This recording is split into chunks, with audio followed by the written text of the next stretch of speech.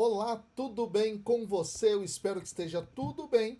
Eu sou João Cláudio Rufino, professor na Faculdade de Teologia e idealizador do Bíblia Play, uma escola de estudos bíblicos online. Seja muito bem-vindo a este canal que tem como objetivo de apresentar de maneira profunda o texto bíblico. Se você está em busca de informação bíblica, contexto cultural, histórico, línguas originais, você está no lugar certo.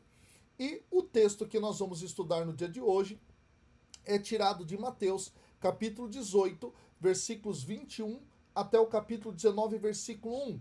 É uma perícope, pessoal, muito importante, porque nela Jesus está ensinando aos discípulos sobre como o tema do perdão é fundamental dentro da dinâmica de ser discípulo do Senhor. Beleza? E é aqui onde vai se encontrar justamente uma das falas mais conhecidas de Jesus, que é aquela de perdoar 70 vezes 7.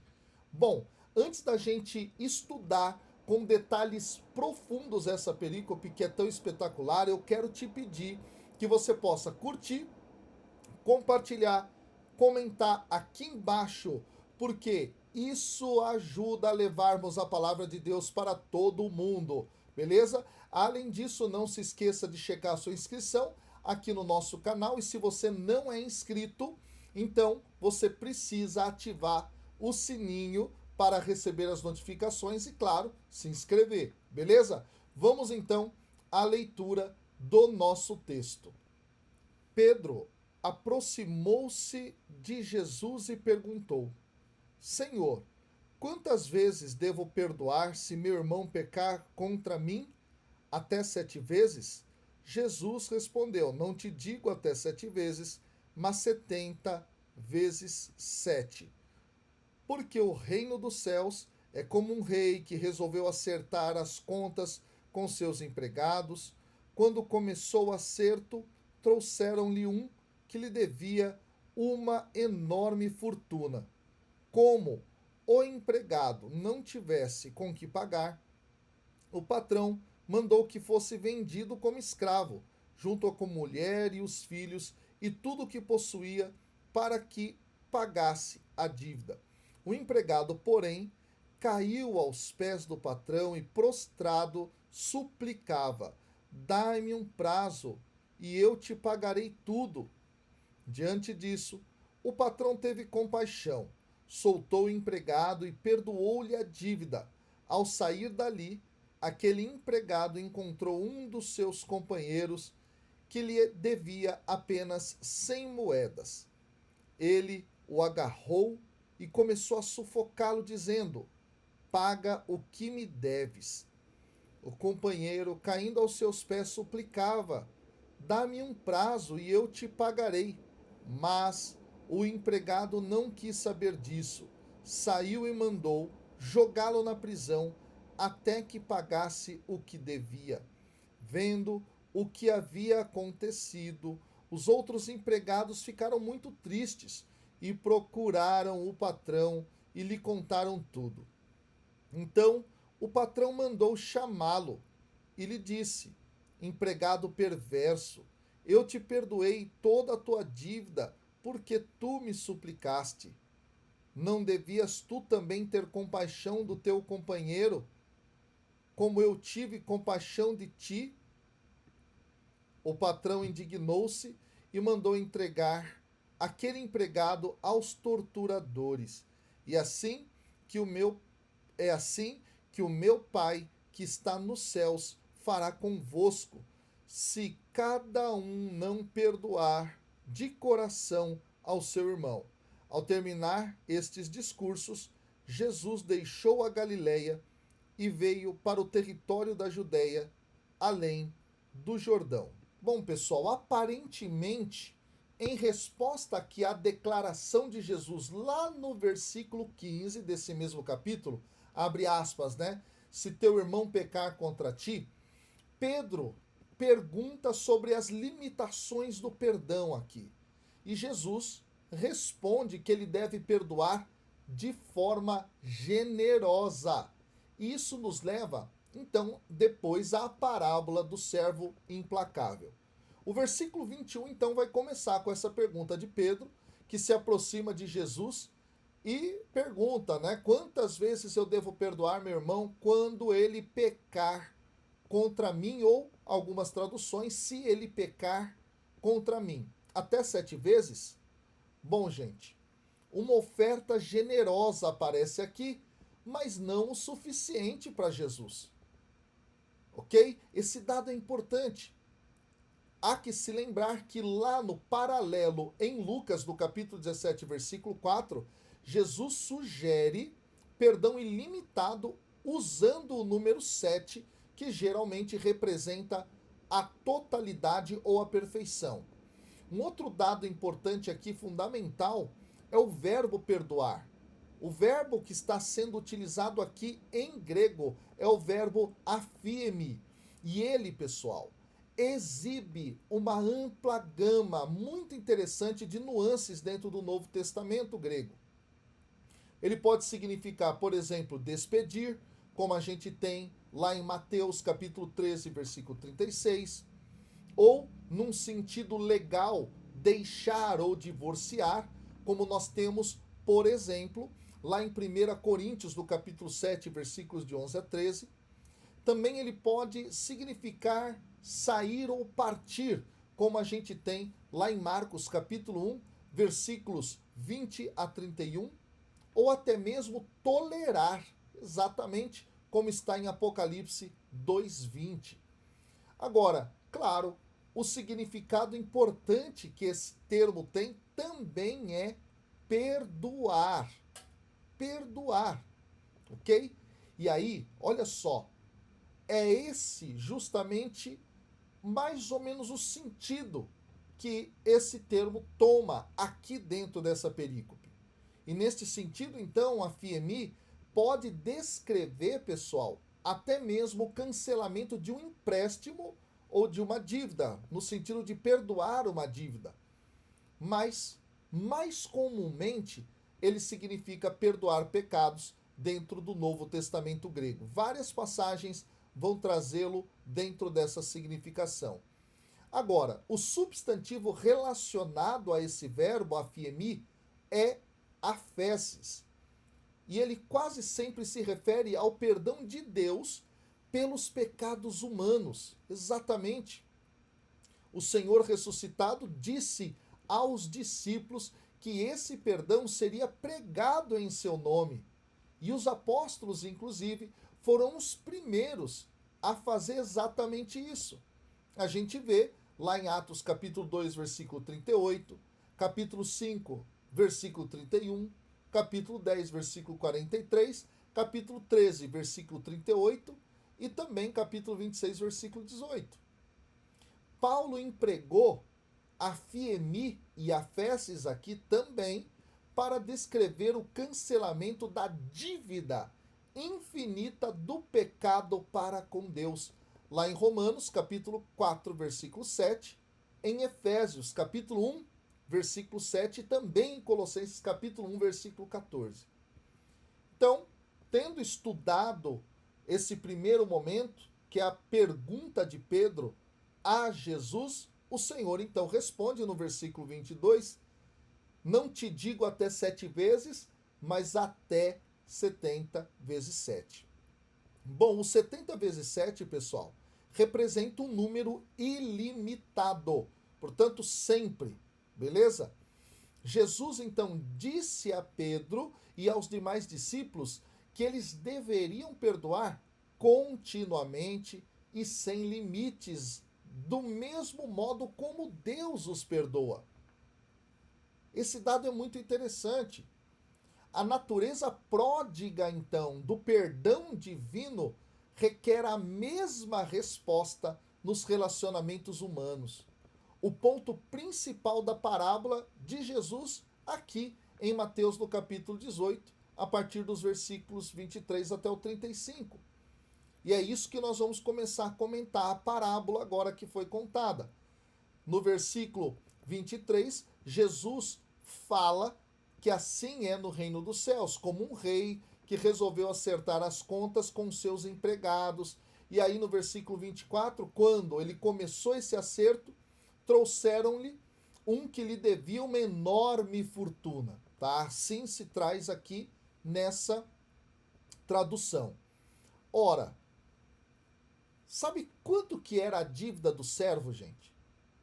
O servo, se a gente lê o texto na língua grega, mostra lá o quanto ele devia. Era aproximadamente 150 mil anos de salários. Exatamente o que você acabou de ouvir. Era uma dívida absurdamente intransponível, destinada, nesse caso aqui, a chocar mesmo os ouvintes de Jesus, quando esses fazem a comparação com a quantia devida a este mesmo servo lá no versículo 28. A referência do texto grego aqui é 10.000 talentos, pessoal. Nesse caso aqui, isso que eu preciso trazer, nesse caso aqui, é o maior número usado em cálculos antigos e a unidade monetária mais alta que se tinha na época. Para você ter uma ideia, um talento era equivalente a 15 anos de salário. Então vem agora o versículo 25. Então, como o empregado não tivesse com que pagar o patrão, claro, uma dívida intransponível, ele mandou então que esse fosse vendido como escravo junto com a sua família toda, tudo que ele possuía, para que ele pagasse em parte essa dívida. Ser forçado, pessoal, à escravidão para saldar dívidas era algo comum no mundo antigo. Quando a gente olha, por exemplo, Êxodo capítulo 22, versículos 3, 2 Reis capítulo 4, versículo 1, Neemias 5, versículos de 1 a 5, a gente encontra essa referência. E aí vem o versículo 26. O empregado então caiu aos pés do patrão, se prostrou, suplicou, dai-me um prazo aqui, eu vou te pagar tudo. Gente, pagar tudo é uma tarefa impossível aqui. A gente já viu, a quantidade era absurdamente grande. Vem então o versículo 27. Diante disso, o patrão ele teve compaixão, soltou o empregado, perdoou-lhe a dívida. E aí o versículo 28 diz que quando esse empregado saiu dali, ele encontrou um dos seus companheiros que devia para ele apenas 100 moedas. Então ele agarrou, começou a sufocá-lo e disse: paga o que você me deve. Gente, aqui a quantia é de 100 denários. Sabe o que é 100 denários? É igual a mais ou menos 100 dias de salário, uma soma praticamente insignificante em comparação com a dívida do servo. Isso choca os ouvintes. E aí então vem o versículo 29, dizendo que esse cara que estava sendo cobrado caiu aos pés do servo, do empregado, suplicando: dá-me um prazo e eu vou te pagar. Aqui acontece uma reviravolta surpreendente. Exatamente. O servo que recebeu o perdão muito maior, ele deveria prontamente conceder o perdão ao seu devedor aqui. Só que o versículo 30 justamente mostra, tá? Mostra que esse empregado ele não quis saber. Ele saiu e mandou jogá-lo na prisão até que ele pagasse o que lhe devia. Gente, alguém na prisão não poderia pagar o que devia, a menos que amigos viessem ao seu auxílio com fundos, com dinheiro. Aí o versículo 31 vai mostrar então que, vendo o que havia acontecido, os outros empregados, eles ficaram de fato muito tristes, procuraram o patrão, contaram tudo o que tinha acontecido. Então o patrão mandou chamá-lo e falou: então, empregado perverso, eu te perdoei toda a tua dívida, por que você não vai perdoar o outro? Você não devia ter também compaixão do teu companheiro, do teu irmão, como eu tive compaixão de ti? Gente, aqui a grande lição é a seguinte: visto que Deus perdoou generosamente os discípulos de Jesus, a humanidade, eles devem estender continuamente o mesmo perdão. Este é o ponto da parábola aqui de Jesus e se relaciona então com o capítulo 18, versículo 15 aqui. Vem então o versículo 34. O patrão fica indignado, manda entregar aquele empregado aos torturadores, até que ele pagasse toda a sua dívida. Gente, outro dado interessante aqui consiste que a gente precisa entender a expressão entregou aos carcereiros ou torturadores em algumas Bíblias. Trata-se aqui, nesse sentido, de uma alusão metafórica à punição eterna que o servo mau merece com justiça. E essa concepção ela está espalhada por todo o Evangelho de Mateus. Várias passagens vão trazer essa noção. Por exemplo, capítulo 8, versículo 12, capítulo 10, versículo 28, capítulo 13, versículo 42, capítulo 22, versículo 13 e também no 24, 51. A dívida desse homem era intransponível, gente. Uma vez que ele estiver na prisão, então, ele não seria capaz nunca de fazer essa restituição. Outra coisa que é importante ressaltar é o seguinte aqui. A lei judaica ela não permitia a tortura, mas o povo judeu sabia muito bem que os reis gentios, os reis pagãos, assim como Herodes, por exemplo, que era só meio judeu, digamos dessa forma, porque o seu pai era idumeu, tá? Se no caso aqui nós estamos falando de Herodes o Grande, tá? Então, esses reis pagãos, eles praticavam a tortura. Herodes fazia isso. Como esse servo havia caído em desgraça aqui, pessoal, ele não teria aliados, porque essa desgraça é uma desgraça, inclusive, política. O texto está falando que ele devia a um rei. Então, ninguém ia ajudá-lo. E mesmo se tivesse dada a quantia aqui que ele devia, sua situação ela teria permanecido desesperadora da mesma forma. Ele nunca seria solto. É um crime político que ele está fazendo aqui, se o rei determina dessa forma. Então a imagem é muito forte. E aí vem então o versículo 35. Quando Jesus então diz, é assim que o meu Pai que está nos céus fará com vocês. Se cada um não perdoar de coração o seu irmão.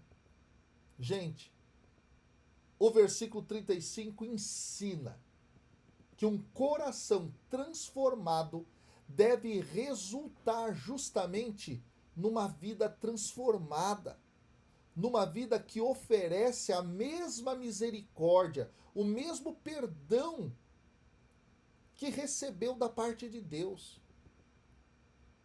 Alguém que não concede o perdão aos outros mostra justamente que o seu próprio coração não experimentou o perdão dado por Deus. Ao longo das Escrituras, o coração se refere ao centro do ser, incluindo inclusive a razão, as emoções e a vontade. Será que o nosso coração está transformado ao ponto de nós agirmos com misericórdia para com aqueles que pecaram contra nós, que devem algo para nós de fato? O Senhor está nos chamando a esta verdade, que nós sigamos essa lição do Mestre na nossa vida. Que Deus te abençoe.